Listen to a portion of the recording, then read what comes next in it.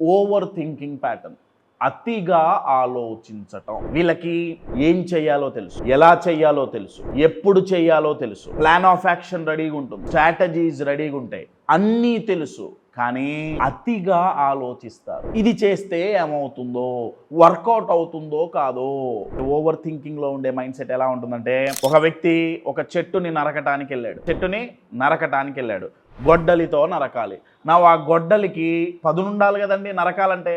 So పొద్దున్నే చెట్టు దగ్గరికి వెళ్ళాడు, పొద్దున్నుంచి గొడ్డలికి పదును పెట్టడం మొదలుపెట్టాడు, మధ్యాహ్నం వరకు పెట్టాడు, ఇంకా పెట్టాలేమో, సరిపోదేమో, సాయంత్రం వరకు పెట్టాడు, చీకటి పడింది, ఇంటికి వెళ్ళిపోయాడు. మళ్ళీ రెండో రోజు పొద్దున్నుంచి పదును పెట్టడం మొదలుపెట్టి ఎప్పటి వరకు పెడుతున్నాడు, చీకటి పడే వరకు పెడుతున్నాడు.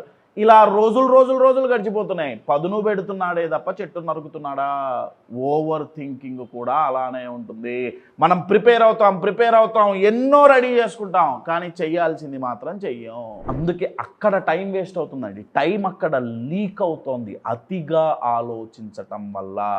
ఎక్స్పెషల్లీ ఇది మనం చేస్తే వర్కౌట్ అవుతుందో కాదో, గెలుస్తామో గెలవమో, అర్థమవుతుందండి. ఓవర్ థింకింగ్ ఫస్ట్ లీక్ అండి. సొల్యూషన్ ఏంటి?